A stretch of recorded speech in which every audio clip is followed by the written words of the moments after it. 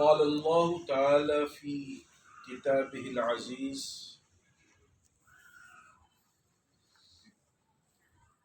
ادخلوا فی السلم کافہ وقال رسول اللہ صلی اللہ علیہ وسلم خیرکم من تعلم القرآن وعلمہ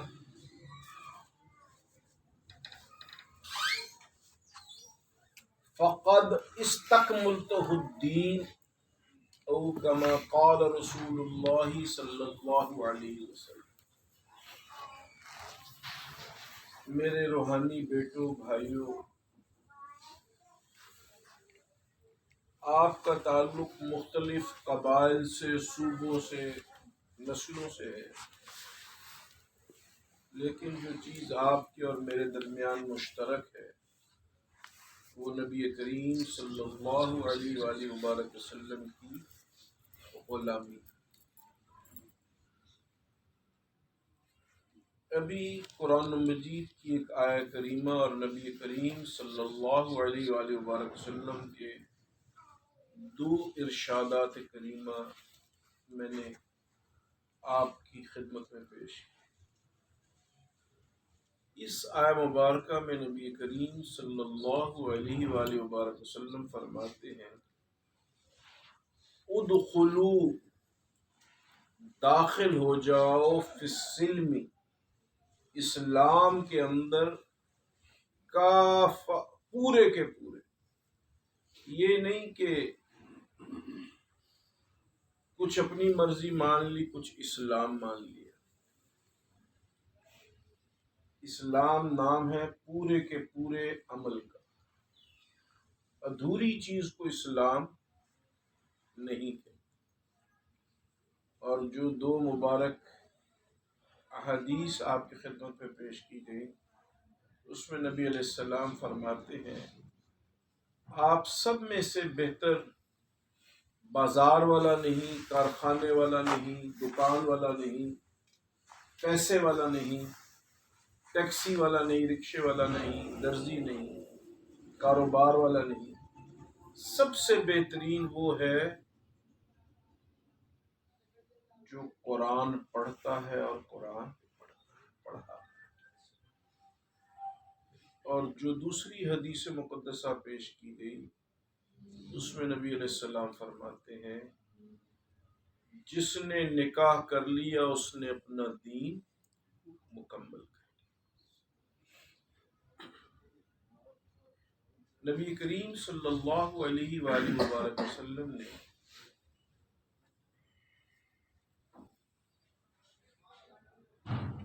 جو دین پیش کیا ہے، اس دین کی بنیاد خاندانی نظام۔ نبی علیہ السلام نے سب سے زیادہ زور خاندان کے بنانے پہ، خاندان کے چلانے پہ اور خاندان کو نبھانے پر دیا۔ شریعت کا کوئی معاملہ اٹھا لیا جائے، اس کی چیز کا اختتام خاندان پر۔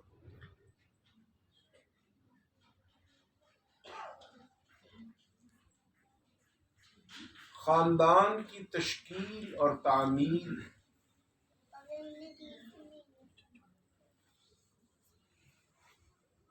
ایک مرد کے عورت سے رشتہ قائم کرنے پر ہوتی ہے۔ جب ایک مرد ایک عورت سے رشتہ قائم کر لیتا ہے تو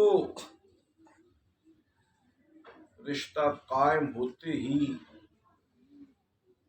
مرد کے رشتہ دار عورت کے رشتہ دار بن جاتے ہیں اور عورت کے رشتہ دار مرد کے عزیز ہو جاتے ہیں۔ گویا کہ عورت اور مرد کا آپس میں جڑنا اور ملنا، یہی ان کی کامیابی کی بنیاد ہے۔ جناب رسول اللہ صلی اللہ علیہ وآلہ وبارک وسلم نے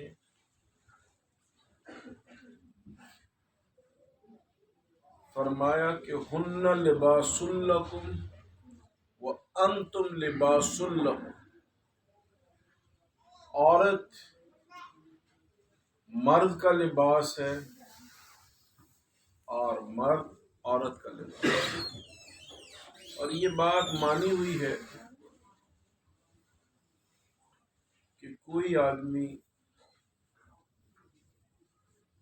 دوسروں کی پسند کے کپڑے نہیں پہنتا، ہر آدمی اپنی پسند کے کپڑے پہنتا۔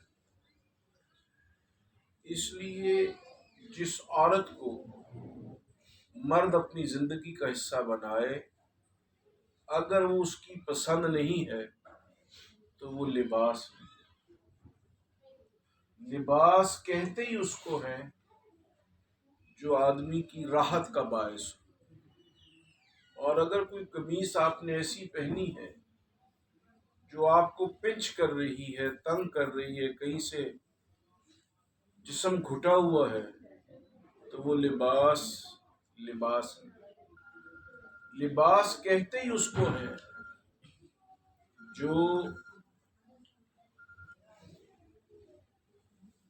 انسان کو راحت دے۔ اس لیے شریعت کے جتنے احکام ہیں ان کو ذوی الارحام کہا گیا۔ رحم کہتے ہیں عورت کی شرمگاہ، ذوی الارحام عورت کی شرمگاہ سے بننے والے رشتے۔ تو اصل چیز عورت کی شرمگاہ ہے۔ جیسے ہی اس شرمگاہ سے مرد کی شرمگاہ کا تعلق قائم ہوتا ہے، اس سے رشتے وجود میں آتے ہیں۔ اس لیے قیامت کے دن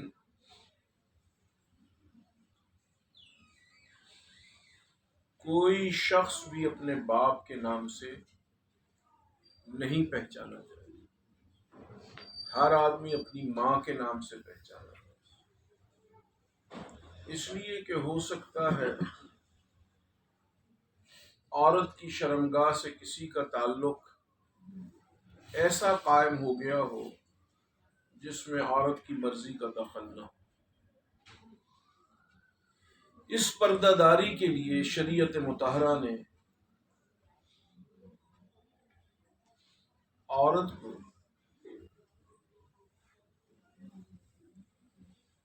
اپنی شرمگاہ کی حفاظت کا بہت زیادہ حکم عطا فرمایا۔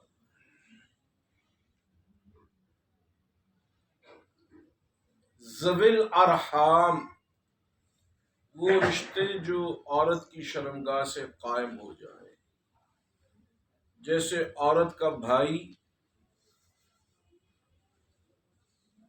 عورت کی بہن، یا وہ مرد کا بھی بھائی بن گیا اور مرد کی بھی بہن بن گئی، اور ان کے اوپر دوسرے کے اخلاق غالب آ گئے۔ خاندانی نظام کو بنانے والے اللہ کے پاک پیغمبر تمام انبیاء کرام علیہ السلام نے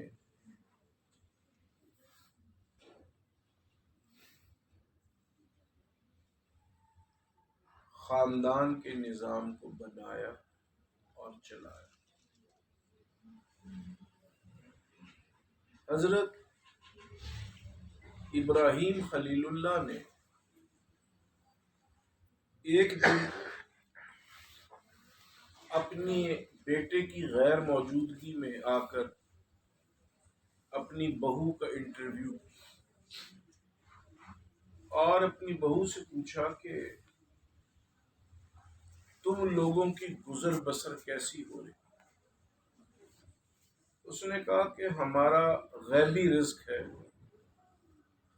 کبھی تو اتنا ہو جاتا ہے کہ چیزیں سنبھالتی نہیں، اور کبھی ایسا ہو جاتا ہے کہ کئی کئی دن کے فاقے آ جاتے ہیں۔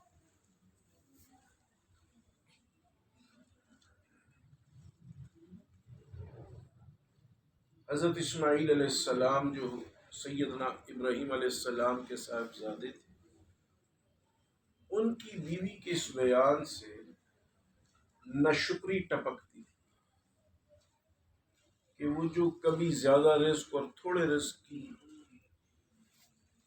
شکایت کر رہی تھی، اس کو سیدنا ابراہیم علیہ السلام نے ناشکری سے تعبیر فرمایا، اور شکر ایمان کے تقاضوں میں سب سے پہلے اور ناشکری کفر کی علامات میں سب سے پہلے۔ تو ابراہیم علیہ السلام نے اپنی بہو کے اسی بیان پر اپنے بیٹے کو کہا، پیغام دیا چھپا ہوا کہ میرا بیٹا آئے تو اس کو یوں کہتے ہیں۔ جب سیدنا اسماعیل علی نبینا علیہ السلام شکار پر سے واپس آئے تو انہوں نے اپنے گھر کے باہر کچے میں کچھ قدموں کے نشانات دیکھے، تو بیوی سے استفسار کیا کہ کیا آج کوئی آیا تھا؟ ان کا ایک بابا آیا تھا، میں نے اس کو پانی پلایا، اس نے جاتے ہوئے پوچھا کیسی گزر رہی ہے، تو میں نے اس کو یہ بات کہی۔ تو سیدنا اسماعیل علیہ نبینا علیہ السلام نے پوچھا کہ بابا جی نے بھی کچھ کہا اس کے جواب میں؟ اس نے کہا ہاں، وہ کہہ گئے تھے کہ اپنے شوہر کو کہنا کہ اپنی دہلیز بدل لے۔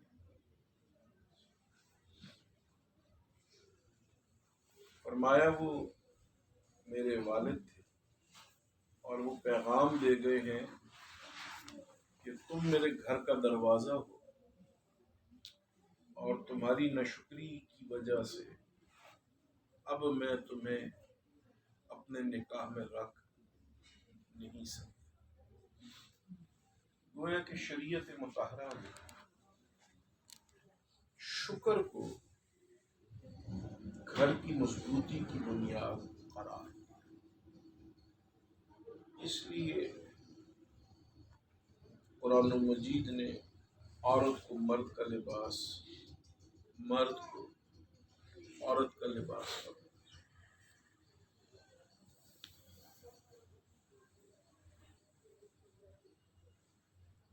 دنیا میں کامیاب لوگ وہ ہیں جو اپنے گھر میں عورت کو کنٹرول کر سکیں۔ عورت کے کنٹرول کرنے کا کوئی ضابطہ موجود نہیں۔ شریعت مطہرہ نے عورت کو کنٹرول کرنے کے لیے رابطے کی ضرورت پر زور دیا کہ اگر آپ اپنی بیوی سے 10,000 میل بھی دور ہیں اور آپ کا رابطہ ان سے مضبوط ہے تو جو ضابطہ آپ اپنی گھر والوں کے لیے بنائیں گے اس پہ عمل ہو جائے۔ اور اگر آپ گھر میں رہ رہے ہیں اور آپ کا اپنی بیوی سے رابطہ نہیں ہے تو جو ضابطہ آپ بنائیں گے اس پر وہ عمل نہیں کر سکتے۔ عورت کو کنٹرول کرنے کا مطلب یہ ہے کہ وہ کوئی ایسا قدم نہ اٹھائے جو آپ کے دائرہ اختیار سے باہر ہو، آپ کے قائم کیے ہوئے اصولوں سے متصادم ہو۔ جب ہم کسی ملک میں داخل ہوتے ہیں تو وہاں پہ بڑا بڑا لکھا ہوتا ہے پاسپورٹ کنٹرول، پاسپورٹ کنٹرول کا مطلب یہ ہے کہ یہاں پر داخل ہونے کے لیے آپ کو اس ملک کے تمام ضابطوں پر عمل کرنا. تو بیوی کو کنٹرول کرنے کے لیے مرد کو اپنی طبیعت ایسی بنانی پڑے گی. بیوی کو کنٹرول کرنے کے لیے مرد کو اپنی طبیعت ایسی بنانی پڑے گی کہ عورت اس کے تابع رہے. گویا مرد کو اپنی طبیعت عورت کے مزاج کے مطابق بنانی ہے. اور جو لوگ عورت کو اپنے مزاج کے مطابق ڈھالنے کی کوشش کرتے ہیں وہ تمام عمر ناکام رہے. اس لیے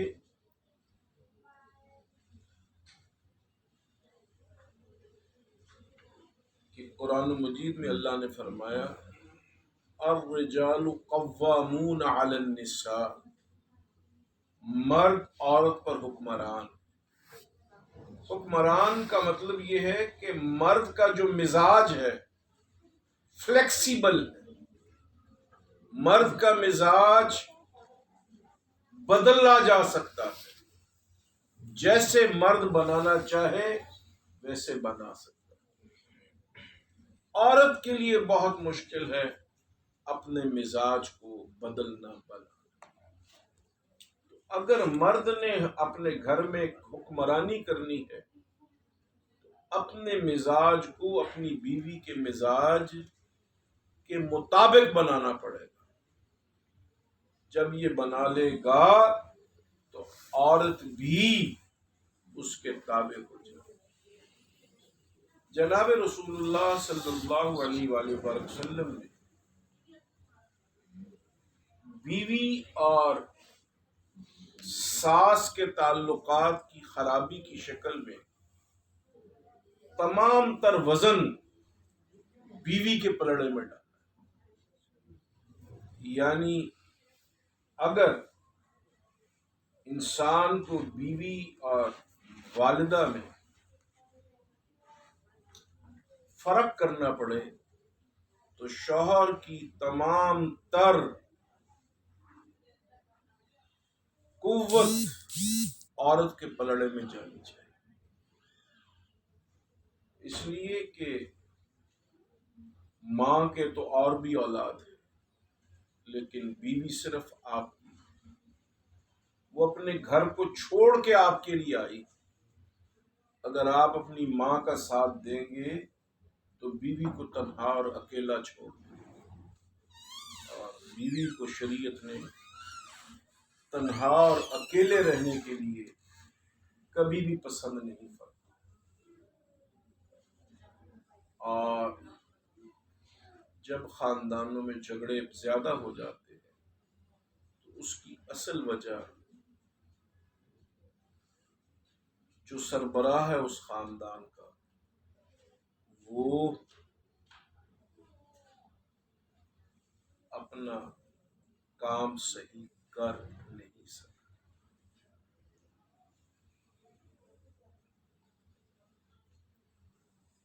حضور علیہ السلام نے فرمایا کہ اپنے گھر کو بچانے اور چلانے کے لیے اگر مرد عورت کی جھوٹی تعریف بھی کر دیتا ہے، ایسی خوبی جو اس عورت میں نہ ہو اور مرد بیان کر دے تاکہ میری بیوی خوش رہے، میری بیوی مطمئن رہے، اس کا بھی ثواب. اس لیے کہ سب سے قیمتی چیز خاندان کا مطمئن ہو کر آگے بڑھنا. جو بیٹا یا جو بیٹی مطمئن خاندان سے آگے آئیں گی، مطمئن خاندان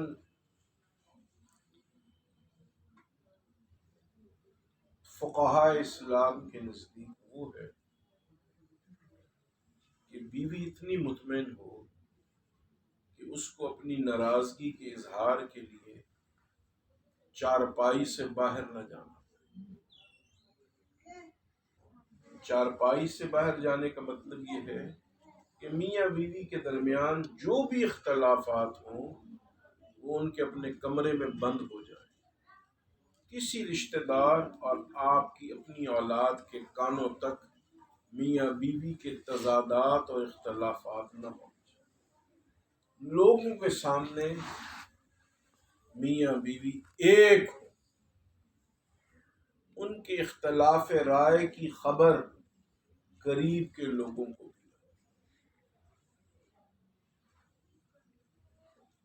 اس لیے حضور نبی کریم صلی اللہ علیہ وآلہ وبارک وسلم نے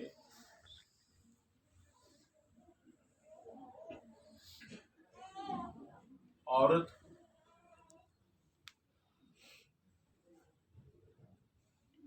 عزت دینے کا حکم دیا۔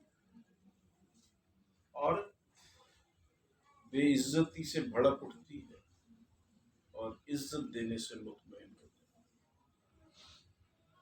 اور عورت کی بے عزتی کا سب سے بڑا نشانہ، عورت کی بے عزتی کی سب سے بڑی علامت مرد کا ہاتھ اٹھانا۔ اس کو نبی کریم صلی اللہ علیہ وآلہ وآلہ وسلم نے ناپسند اور مکروہ فرمایا۔ جو شخص بلا وجہ اپنی عورت پر ہاتھ اٹھائے وہ ہاتھ اس نے اپنی مردانگی پہ اٹھایا۔ اس لیے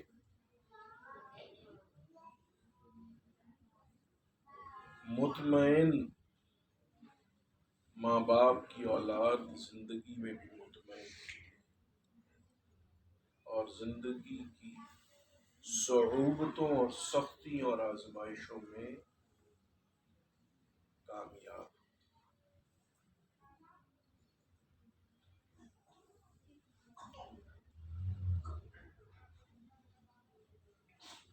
مرد کو اللہ تبارک و تعالی نے ضرورت سے زیادہ حوصلہ عطا فرمایا۔ ضرورت سے زیادہ حوصلہ عطا فرمانے کا مطلب یہ ہے کہ مرد کے حوصلے کی کوئی انتہا نہیں، اور عورت کو اللہ تبارک و تعالی نے اپنی بندگی سے بھی رعایت۔ قرآن مجید میں اللہ تبارک و تعالی نے انسان کے بنانے کے مقاصد میں سب سے بنیادی مقصد فرمایا وَمَا خَلَقْتُ الْجِنَّ وَالْإِنسَ إِلَّا لِيَعْبُدُونِ۔ میں نے جنات کو اور انسانوں کو اپنی عبادت کے لیے پیدا کیا، لیکن فرض عبادت سے بھی عورت کو 8 دن کی، 4 دن کی، 5 دن کی رخصت عطا فرمائی کہ جو اس مقصد کے لیے اللہ نے تخلیق فرمایا، عورت اس کی تکمیل میں بھی طبی طور پر مرد سے کم تر ہے۔ تو جب اللہ جل جلالہ نے پیدا جس مقصد کے لیے کیا، عورت کو اس میں بھی رعایت دے دی، تو اور چیزوں میں عورت کی رعایت کتنی حقدار ہے، ان آیہ مبارکہ سے اس کو بخوبی سمجھا جا سکتا کہ اگر اللہ پاک اپنے حق میں بھی عورت کو رعایت دیتے ہیں تو شوہر کو اپنے حقوق میں کتنی رعایت کرنی ہے۔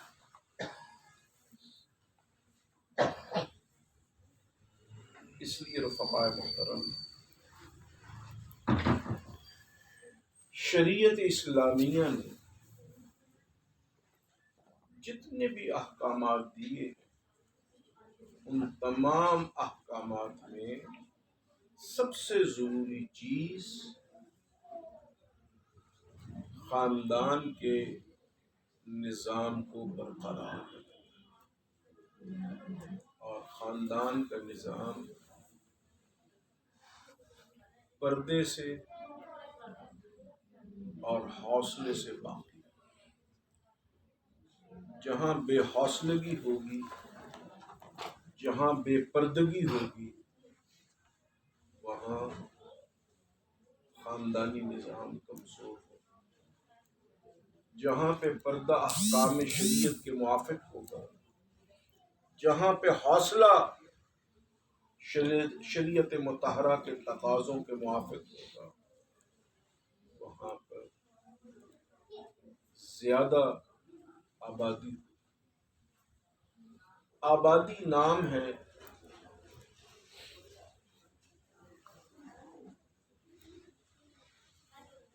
اپنی رائے کو دوسری رائے کے مطابق قرار دے.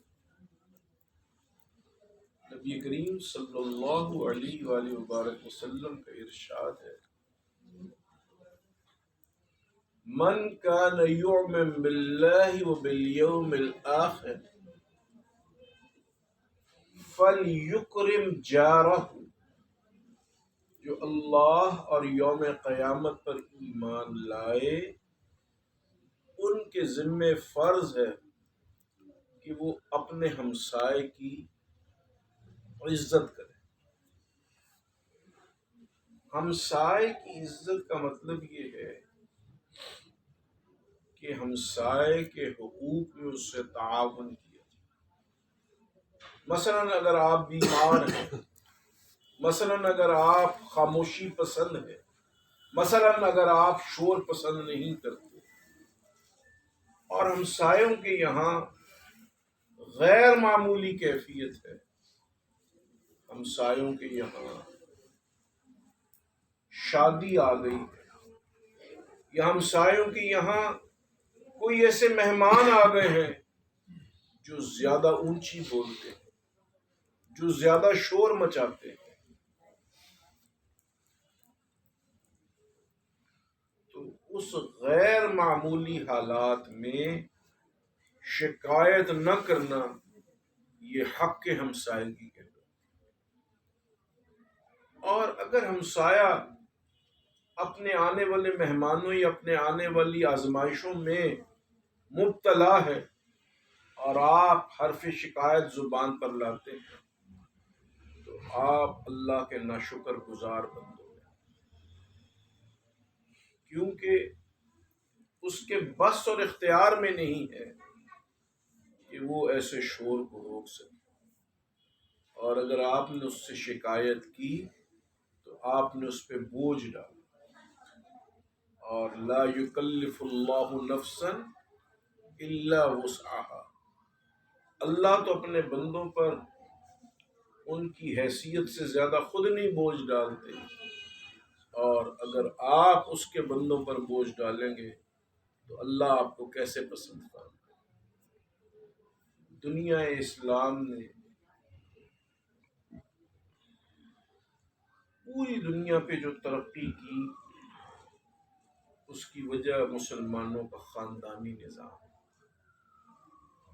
آج بھی اس گئے گزرے دور میں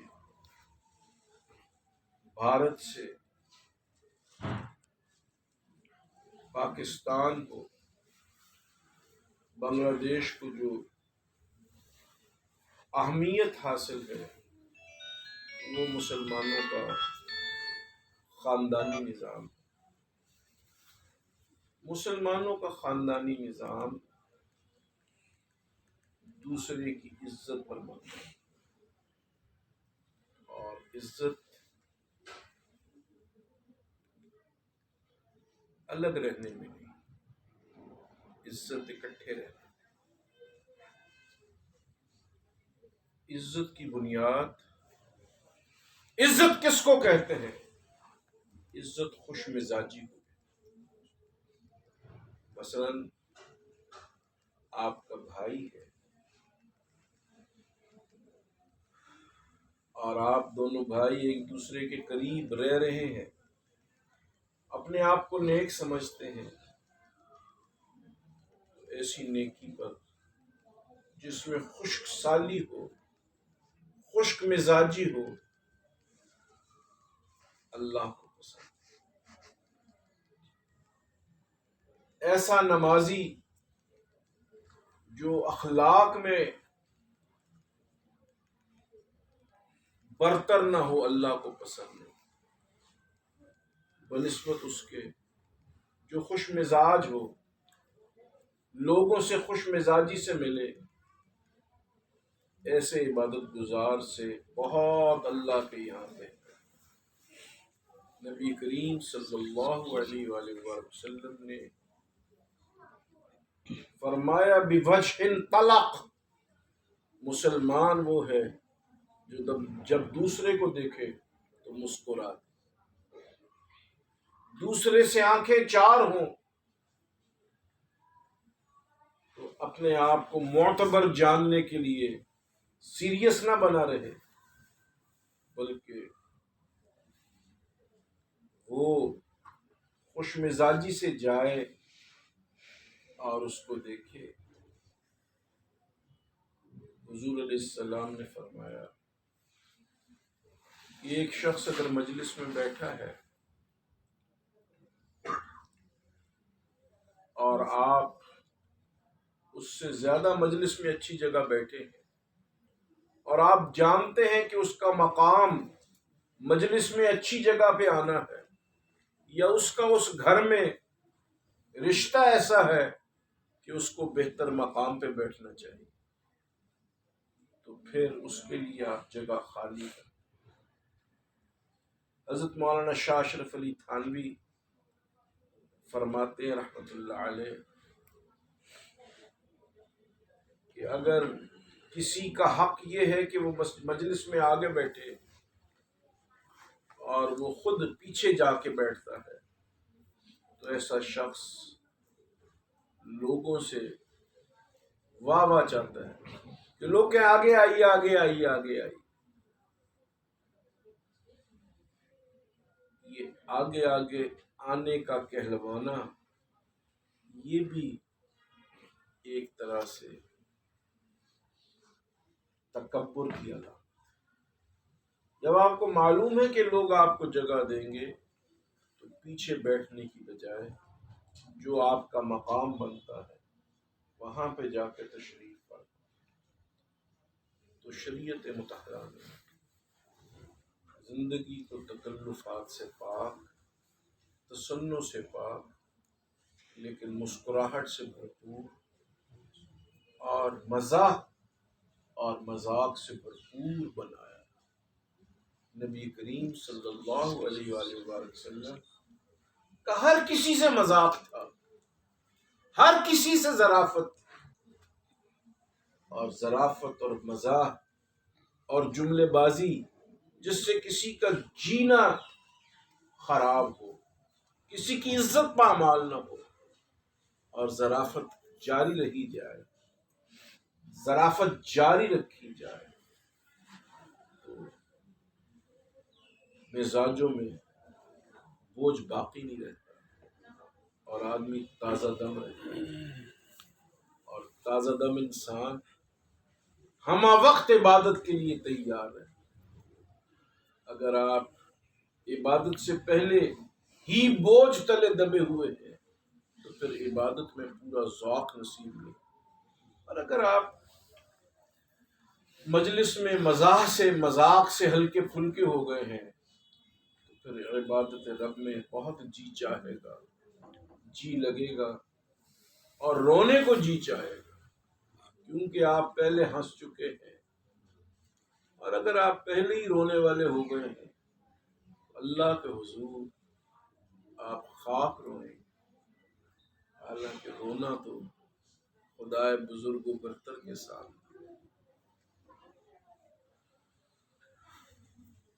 اللہ والے فرماتے ہیں حقیقت حال شکایت رب ذوالجلال. جب کسی انسان کو تمہاری تکلیف اور دکھ سن کر کوئی اثر نہیں ہوگا تو پھر تم کسی کے سامنے اپنی تکلیف کیوں بیان کرتے؟ تم اپنے رب سے کہو کہ یا اللہ مجھے یہ تکلیف ہے۔ تم خواہ کسی بھی حال میں ہو، تم ہر حال میں اللہ کا شکر ادا کرو، اور جس کو کچھ بتانا نہیں، جو اس لائق نہیں کہ اس سے کوئی بات کہی جائے، اس کے سامنے اپنا دکھ رونا کسی ایسے کے سامنے بیت بجانا ہے جس کو اس سے کوئی تعلق نہیں۔ جناب رسول اللہ صلی اللہ علیہ وآلہ وآلہ وسلم نے شکر گزاری کو اور اپنے حال میں مطمئن رہنے والے کو خدا کا پسندیدہ انسان قرار دیا۔ ابھی یہ مولوی صاحب ذکر کر رہے تھے مولوی افضل صاحب کو، جو جلا جیم تحصیل میلسی ضلع وہاڑی میں رہتا تھا۔ ضلع وہاڑی ہے بھائی؟ تو مولوی افضل صاحب 1985 میں میرے پاس پڑھتے تھے۔ اس زمانے میں میں رات کو پڑھاتا تھا، تو وہ عشاء سے تہجد تک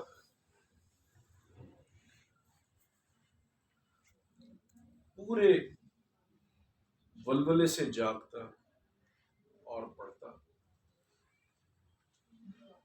اور جب باقی طلباء میں سے کسی کا وضو ٹوٹ جاتا اور میں اس کا وضو کرنے کا انتظار کرتا کہ وہ آ کے شامل سبق ہو جائے، تو مولوی افضل اس دوران تیل لے کے میری مالش شروع کر دیتا۔ اس کی خدمت گزاری پر میں نے مجاہد اسلام امیر المومنین حضرت ملا عمر صاحب رحمہ اللہ تعالی علیہ کی خدمت میں ہوں۔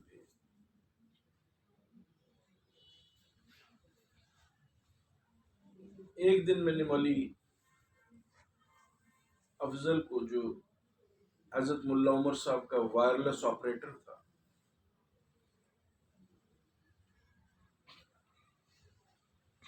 ان کو پیغام دیا کہ ملا عمر صاحب کو کہو کہ آپ 5 دن کے لیے ہمارے پاس آ جائیں، میں آپ کو ساتھ لے کے سری لنکا جاؤں، اس لیے کہ ایک حملے میں ملا عمر صاحب کی ایک آنکھ ضائع ہو گئی۔ تو بعض لوگوں نے یہ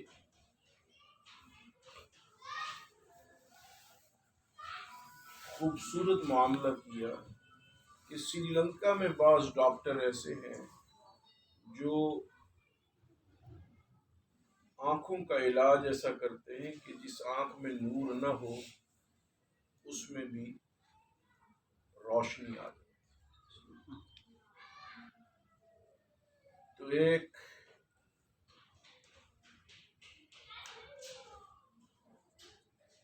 سری لنکا کے ڈاکٹر صاحب کو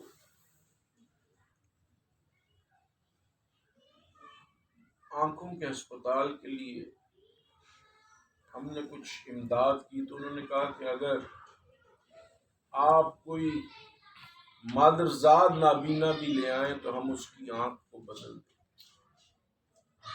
تو میں نے ملا عمر صاحب کو پیغام بھیجا کہ آپ آئیں تو ہم آپ کی آنکھ 8 گھنٹے میں تبدیل کروا دیں گے اور آپ واپس اب جا کر اپنی جہادی سرگرمیوں میں مشغول ہو۔ ملا عمر صاحب نے 8 دن کے بعد مولوی افضل صاحب کو بھیجا اور کہا کہ میں نے شیشے اور آئینے میں اپنے آپ کو دیکھا ہے تو میرے چہرے پہ کچھ نقص ہیں، ان نقائص کی وجہ سے میں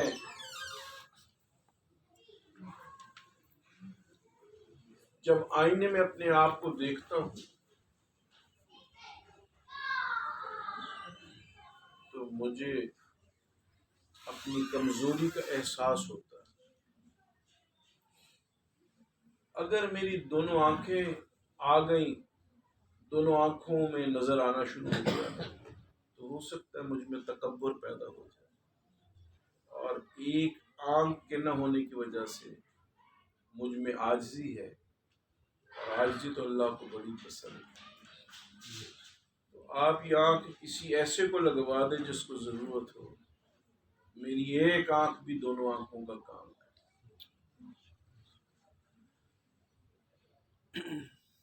تو یہ پیغام جب ملا عمر صاحب نے ہمیں دیا،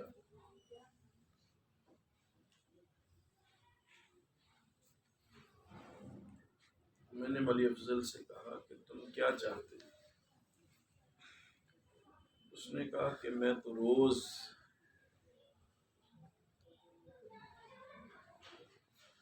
شہادت کی دعا کر کے سوتا ہوں، لیکن اب آپ نے مجھے اتنی دور بلوا لیا ہے، 1500 میل محاذ جنگ سے، اب تو شہادت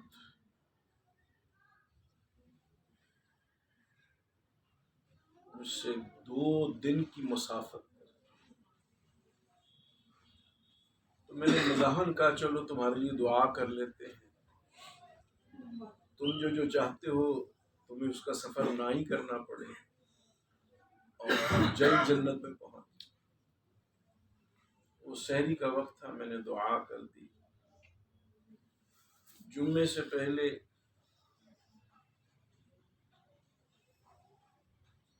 ایک جگہ جانا ہوا، اس نے اپنے ساتھیوں کی معاونت کی اور ایک گولی آئی اور وہ وہیں شہید۔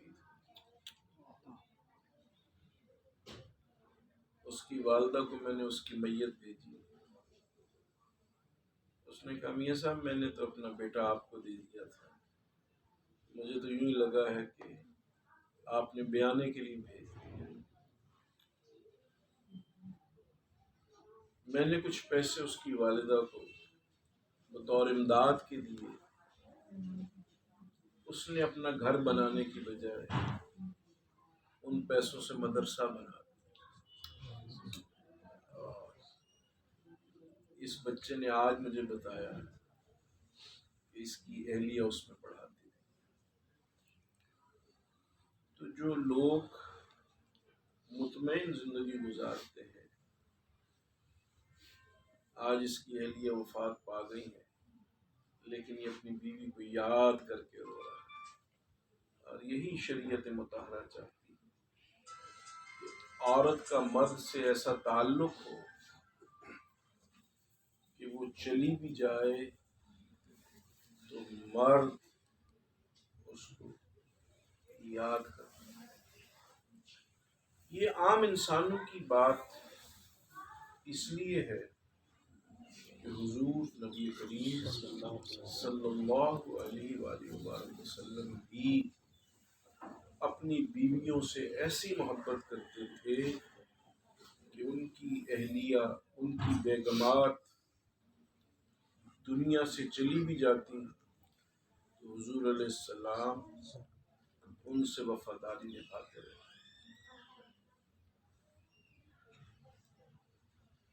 ابتدائے اسلام کے بعد عروج اسلام کے دور میں نبی کریم صلی اللہ علیہ وآلہ وسلم کے پاس دنیا کے خزانوں کے ڈھیر لگ گئے، اتنے ڈھیر لگ گئے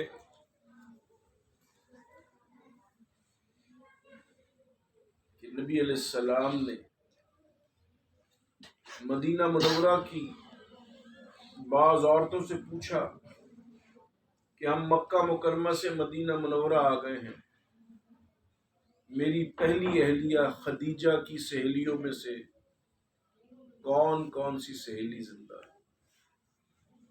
تو خواتین نے بتایا کہ فلاں بھی سیدہ خدیجہ کی سہیلی تھی، فلاں بھی سیدہ خدیجہ کی سہیلی تھی، فلاں بھی سیدہ خدیجہ کی سہیلی۔ تو نبی کریم صلی اللہ علیہ وآلہ وسلم نے فرمایا اگر خدیجہ زندہ ہوتی اور میرے گھر میں اتنا مال اور اتنی چیزیں آتی تو وہ اپنی ان سہیلیوں کو ضرور بھجواتی۔ چنانچہ نبی کریم صلی اللہ علیہ وآلہ وسلم نے سیدہ خدیجہ الکبریٰ سلام اللہ علیہا کی ان سہیلیوں کو اور ان دوستوں کو وہ چیزیں جو ان کو پسند تھی بھجوائیں، تاکہ اس کا ثواب اپنی سہیلیوں کو تحائف اور تحفے بھیجنے کا ثواب سیدہ خدیجہ کی روح مقدسہ کو، کیونکہ تحفہ لینا بھی باعث ثواب ہے اور تحفہ دینا بھی باعث ثواب۔ دنیا میں اصل چیز وہ تعلقات ہیں جن سے انسان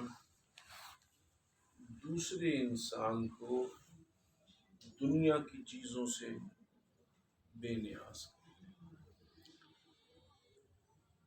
1946 میں دارالعلوم دیوبند سے کچھ لوگ، کچھ طلباء، کچھ علماء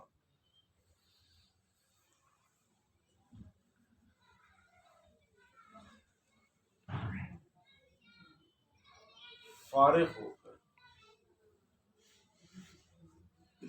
عالم بن کے دستار بندی کروا کے ڈگری لے کر سند لے کر اپنے گھروں کو واپس سے آ گئے۔ دارالعلوم دیوبند کے شیخ الحدیث مولانا سید حسین احمد مدنی رحمۃ اللہ علیہ نے فرمایا کہ آپ لوگوں نے تحصیل علم تو کر لی، یعنی علم تو حاصل کر لیا، لیکن تکمیل علم کہ علم کا مقصد کیا ہے یہ دیوبند میں سمجھ نہیں آئے گا۔ اس کے لیے آپ کو شیراں دروازہ لاہور جانا پڑے، جہاں پر ایک اللہ کا بندہ اوپر چڑھائی پہ بیٹھا ہوا اللہ اللہ کی ضربوں سے کائنات کے دل مسخر کر رہا ہے۔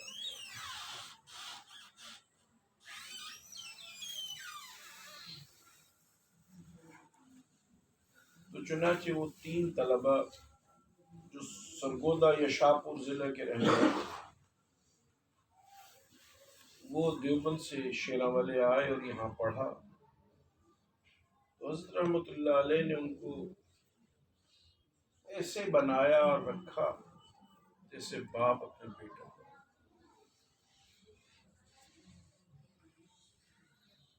اب جب سب طلباء چلے گئے تو ان بچوں کا نہ خود جانے کو دل ہوا، نہ حضرت رحمۃ اللہ علیہ کی طبیعت میں آیا کہ وہ چلے گئے۔ حضرت نے فرمایا کہ آپ بچوں میں دیہاتی ہونے کے باوجود نفاست ہے۔ عام طور پہ مولوی صاحبان کی طبیعتوں میں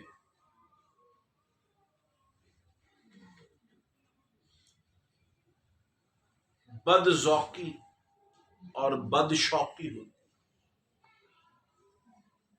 وہ انسان جو بد شوق ہو، بد شوق اس کو کہتے ہیں جو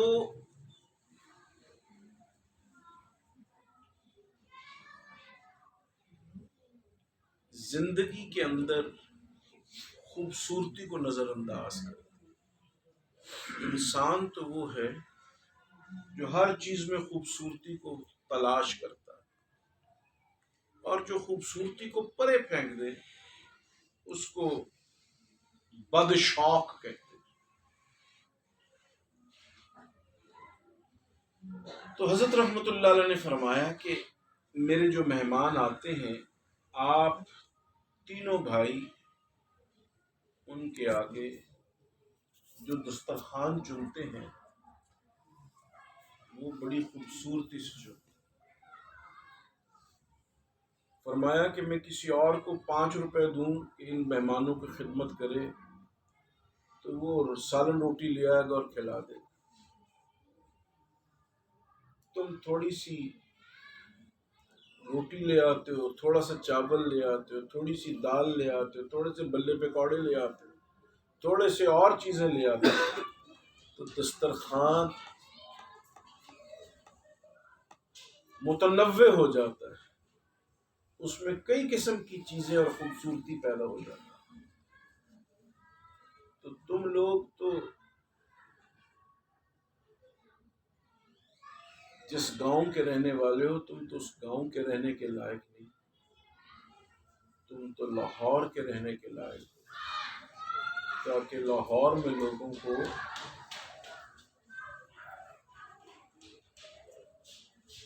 ایسے مال بھی نظر آئیں جن میں زندگی کی رعنائی ہو، جن میں زندگی کی خوبصورتی ہو۔ اور اگر ایسے مولوی ہوں جو خود بھی زندگی سے بیزار ہوں، تو لوگوں کو ایسے مولویوں سے نفرت بھی ہوگی اور شریعت اور مسجد کی طرف رجحان بھی نہیں ہوگا۔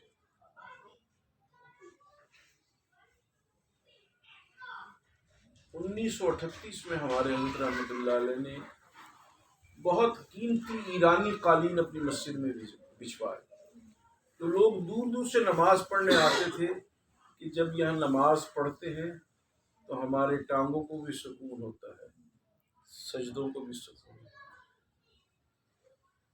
اور اس وقت فلش سسٹم کا کوئی نظام نہیں تھا، حضرت رحمۃ اللہ علیہ نے ایسا فلش سسٹم جاری کیا کہ جو آدمی رفع حاجت کے لیے جاتا تھا اس کو بدبو محسوس نہیں ہوتی۔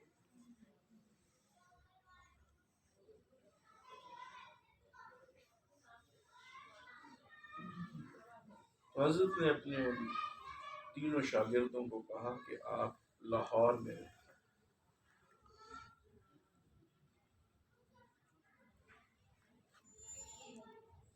ان شاگردوں کو حضرت رحمۃ اللہ علیہ نے جب لاہور میں رکھا تو ان کو کہا کہ آپ وہ شیطان اور آپ کی اولادوں کو شیطان مجھ سے دور کر دیں۔ اگر آپ اور آپ کی اولاد میری اولاد سے جڑے رہیں گے تو آپ کامیاب ہیں، کیونکہ کسی خیر کی بنیاد تعلق کو برقرار رکھے۔ اگر آپ کو دنیا کا کوئی کام نہ بھی ہو، کسی مصیبت میں مبتلا نہ بھی ہو، صرف حصول تربیت کے لیے آپ اللہ والوں سے تعلق قائم رکھیں تو آپ کی نسلیں آباد ہو جائیں۔ اور غرض پوری ہونے پر اگر آپ تعلق کو توڑ دیں، کمزور کر دیں، پھر آپ میں اسی نوع کی کمزوریاں پیدا ہوں۔ کیونکہ اہل اللہ سے اور علماء سے تعلق آخرت کی کامیابی اور دنیا کی زندگی کی خوبصورتی سیکھنے کے لیے قائم کیا جائے۔ یہ جو تعلق بیعت ہے آپ کا ہمارا، اس کی بنیاد بھی اپنی زندگی کی رعنائی اور خوبصورتیوں کو برقرار رکھنے اور بڑھانے اور اگلی نسلوں تک کامیابیوں کو پہنچانے۔ تو میرے محترم دوست، لب لباب اور ماحصل میری آج کی معروضات کا یہ ہوا کہ ہن لباس لکم وانتم لباس لہم۔ عورت مرد کا پردہ ہے اور مرد عورت کا پردہ۔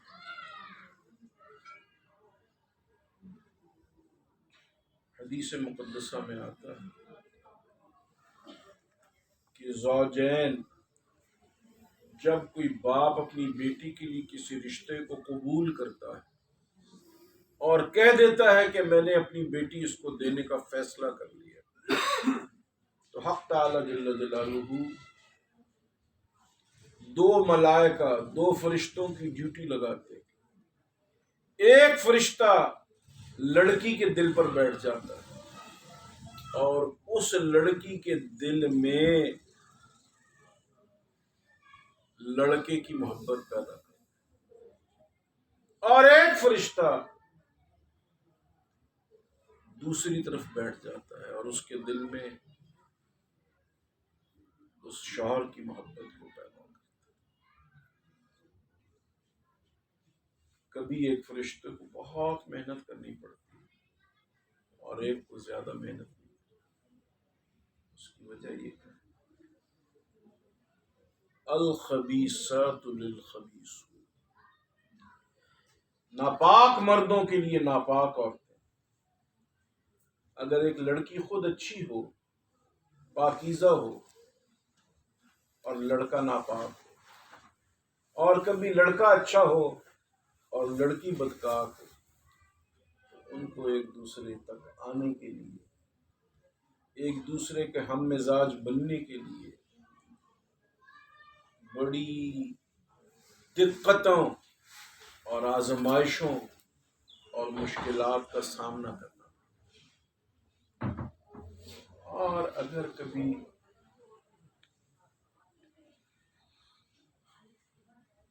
دونوں کے مزاج اچھے ہو جائے تو دونوں سہولت سے ایک دوسرے کی عزت۔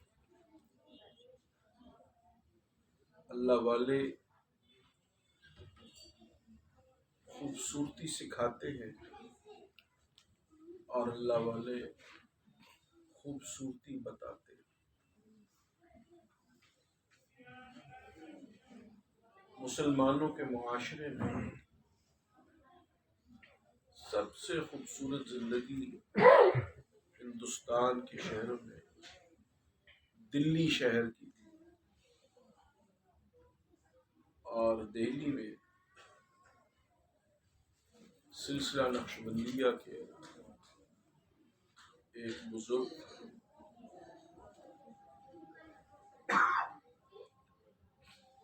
وہ اتنے نازک مزاج تھے، اتنے حوصلے والے تھے کہ اگر کوئی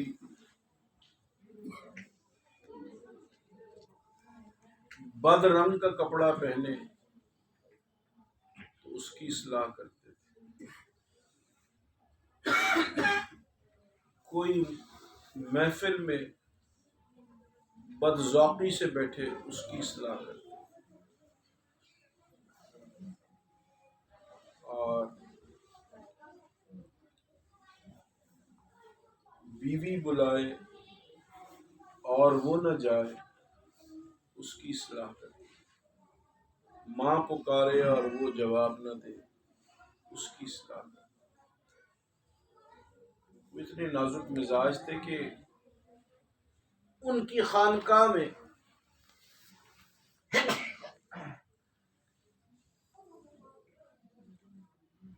دہلی میں رواج تھا کہ سورائی میں پانی ٹھنڈا کیا جائے، تو حضرت کی خانقاہ میں 12 سورائیاں دھری رہتی تھیں، اور اگر کوئی سورائی سے پانی پی کر اس کا گلاس صحیح نہیں رکھتا تھا تو حضرت کے سر مبارک میں درد ہو جاتا۔ ایک مرتبہ ایک عورت ان کے لیے لحاف لے کے آئی کہ حضرت آپ کے خدمت میں ہدیہ ہے، یہ تحفہ لے کے آئی ان لحافہ، لیکن اس کے نگندنے ٹیڑھے تھے، ٹانکا سیدھا نہیں تھا۔ تو صبح جب تہجد کے لیے خادم ان کو اٹھانے آیا تو حضرت نے سر پر رومال سے باندھ رکھا۔ انہوں نے کہا حضرت کیا ہو گیا؟ فرمایا معلوم ہوتا ہے کہ اس لحاف کے نگندنے ٹیڑھے ہیں، اس کی وجہ سے میرے سر میں درد ہے۔ تو اس طرح کے نازک مزاج لوگ لیکن بد ذوق لوگوں کی اصلاح کے لیے ان کو برداشت کرتے ہیں۔ اللہ والے نازک مزاج اس لیے ہوتے ہیں کہ خدا جب حسن دیتا ہے تو نزاکت آ ہی جاتی ہے۔ جب اخلاق کا حسن اللہ والوں کے مزاج میں آ جائے تو یقیناً نزاکت پیدا ہو ہی جاتی ہے۔ اور یہ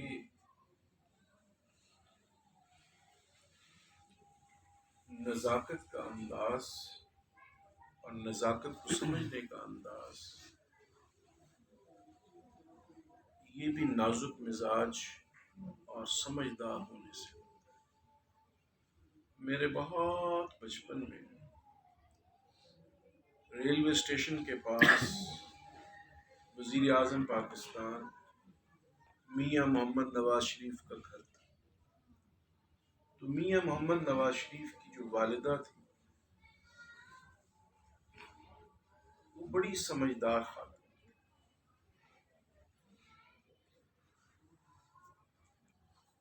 میاں محمد نواز شریف کے والد نے اپنا تانگا اور گھوڑا رکھا ہوا تھا، لیکن وہ کہتی تھی کہ اگر میں اپنے ٹانگے پہ شیرا والا جمعہ پڑھنے جاؤں گی تو میرے شوہر کو کام پہ جانے میں دیر ہو جائے۔ تو میاں نواز شریف صاحب کی والدہ اور میاں شریف صاحب کی اہلیہ سواری والے ٹانگے میں تشریف لاتی اور جمعہ یہاں پڑھتی، اور جمعے کی نماز پڑھنے کے بعد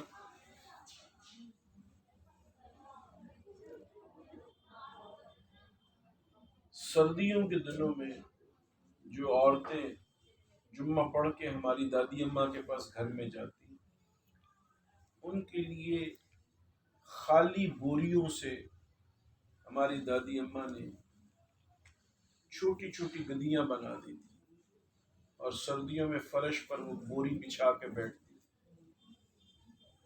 تو جو غیر تربیت یافتہ عورتیں ہوتی اسی طرح اٹھ کے چلی جاتی، لیکن میاں نواز شریف صاحب کی والدہ جہاں سے بوری اٹھاتی وہیں رکھتی، اور پورے صحن میں انتظار کرتی رہتی کہ آخری عورت بھی اٹھ جائے تو وہاں سے جھاڑو دے کے پھر وہ اپنے گھر کو آئے۔ تو ہماری دادی میں فرمایا کرتی تھی کہ یہ رجے ہوئے گھر کی ہے، اس لیے اس کو تمیز بھی ہے، شعور بھی ہے، عقل بھی ہے۔ بالباب یہ ہوا کہ انسان کو عزت بھی ملتی ہے جو مقدر میں ہو، رزق بھی ملتا ہے جو مقدر میں ہو، اہمیت بھی ملتی ہے جو مقدر میں ہو۔ تو کسی رزق کے لیے، کسی عزت کے لیے بے صبرہ ہونا انتہائی غیر پسند ہے۔ جتنا صبر ہوگا، جتنا حوصلہ ہوگا، اسی قدر اللہ کی نعمتیں زیادہ ہوگی۔ اور بے صبر انسان میں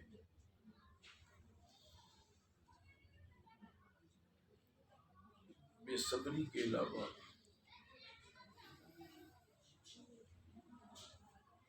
اس کے چہرے پر ایک کالک آ جاتی ہے، ایک سیاہی آ جاتی ہے۔ باتوں باتوں میں مجھے ایک واقعہ یاد آیا کہ جن کے نام پہ میرا نام محمد اجمل ہے وہ دلی کے ایک بڑے حکیم تھے، ان کا نام تھا حکیم اجمل خان صاحب۔ ایک دفعہ حکیم اجمل خان صاحب نے ہمارے حضرت رحمۃ اللہ علیہ کو 40,000 روپے دیے اور کہا کہ یہ آپ کی خدمت میں تحفہ ہے۔ فرمایا کہ حکیم صاحب مجھے تو اس کی ضرورت نہیں۔ فرمایا میں نے خواب میں دیکھا ہے کہ امت کو ضرورت پڑے گی اور آپ کے ذریعے یہ پیسے خرچ ہوں۔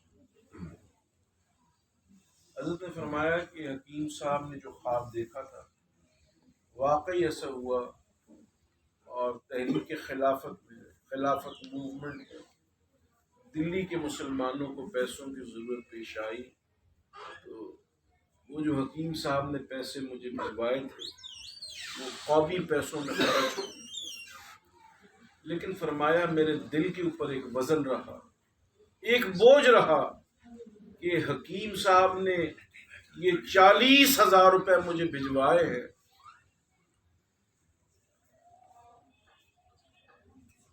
اور اللہ تبارک و تعالیٰ کا یہ ارشاد ہے اللہ تبارک و تعالیٰ کا یہ حکم ہے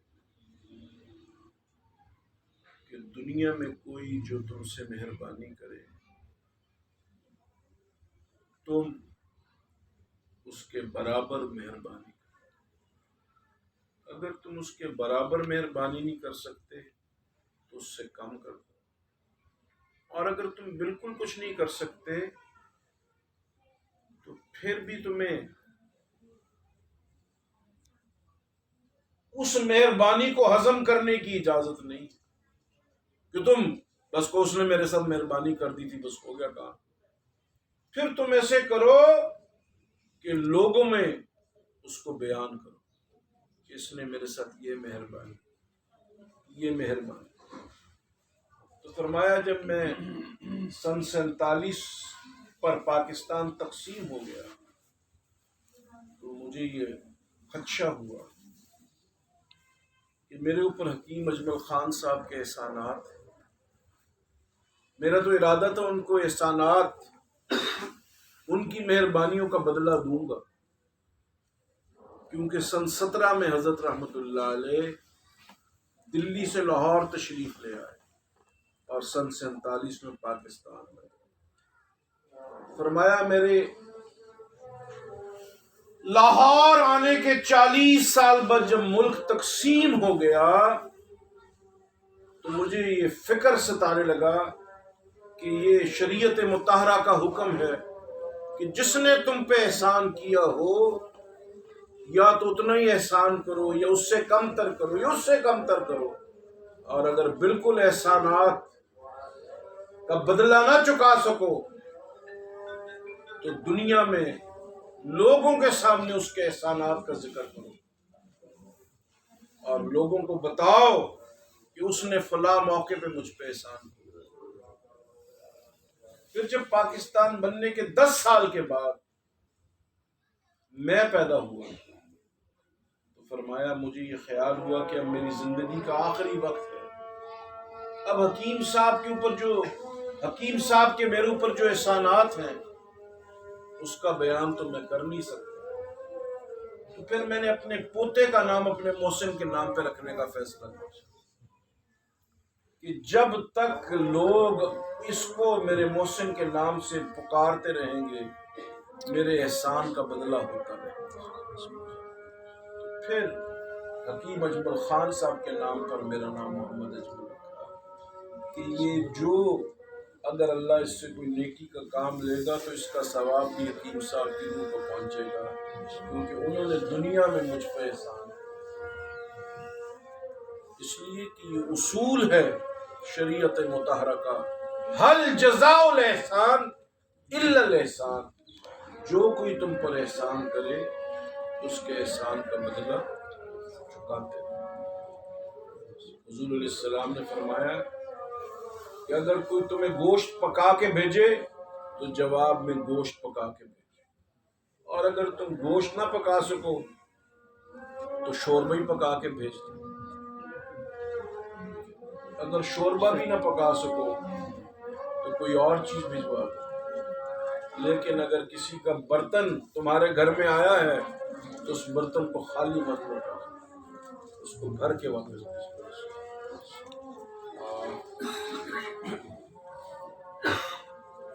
اگر تم کسی سے کچھ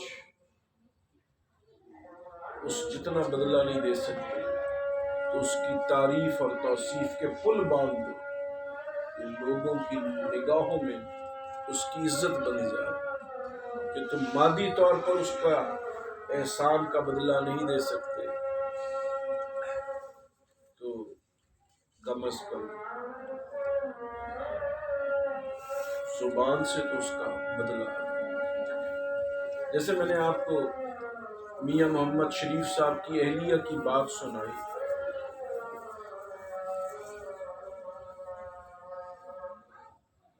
تو ہماری دادی ماں رحمۃ اللہ علیہ فرمایا کرتی تھی وہ اتنی بی بی عورت ہے کہ میں اس کو کچھ زیادہ تو دے نہیں سکتی، لیکن اس کی تعریف کر کے اس کی نیکی کو برابر کرنے کی کوشش کروں۔ یہ کسی کا بدلہ ہم پہ نہ رہ جائے، یا اللہ کی خاطر آپ اس کو اس کے سپرد کر دیں، اللہ پاک اس کے بدلے میں دنیا میں آپ کو یقیناً اجر عطا فرمائے۔ جیسے نبی کریم علیہ السلام نے فرمایا کہ مجلس سے ایسے نہ اٹھو، اگر مجلس سے ایسے اٹھو گے تو مجلس تم پہ لعنت بھیجتی رہے گی۔ مجلس سے اٹھنے سے پہلے مجلس کا کفارہ ادا کرو، اور مجلس کا کفارہ کیا ہے کہ اپنی مغفرت کی دعا کرو، جملہ شرکاء کی مغفرت کی دعا کرو، کہ ہو سکتا ہے تم لوگوں نے کسی کی غیبت کی ہو، کسی کی غیر پسندیدہ بات کی ہو، تو اگر اسی مجلس میں معافی اور تلافی کر کے کفارہ مجلس کر کے اٹھو گے تو قیامت کے دن وہ مجلس تمہارے لیے بوجھ نہیں بنے گی، اور اگر کفارہ مجلس ادا نہیں کرو گے تو وہ مجلس تمہارے لیے قیامت کے دن بوجھ بن جائے گی۔ کیونکہ نبی علیہ السلام فرماتے ہیں کہ کسی دوسرے کے لیے اگر آپ اس کو نظر انداز کرتے ہیں، ایک آدمی آپ کی طرف داد طلب نگاہوں سے دیکھتا ہے اور آپ اس کو اگنور کر دیتے ہیں، تو آپ نے اگنور نہیں کیا، آپ نے اللہ کو ناراض کیا۔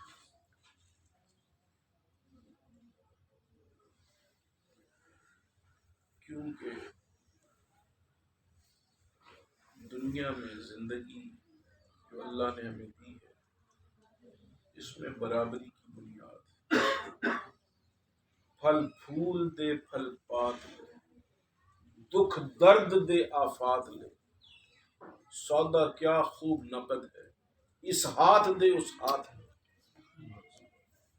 اور اگر انسان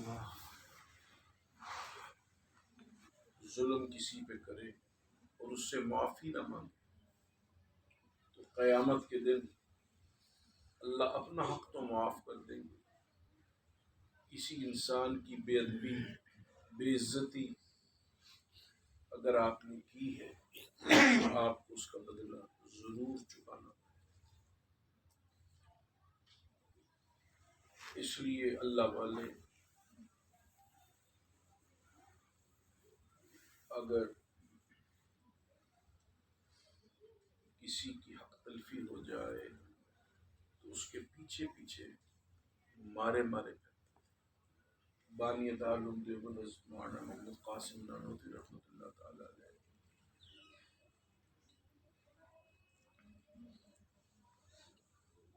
مسجد میں نماز کے لیے داخل ہوئے، کسی دیہاتی نے جلدی سے اپنا جوتا ایسی جگہ پہ رکھ دیا تھا کہ وہ آدھا ٹیڑھا پڑا تھا، آدھا سیدھا پڑا۔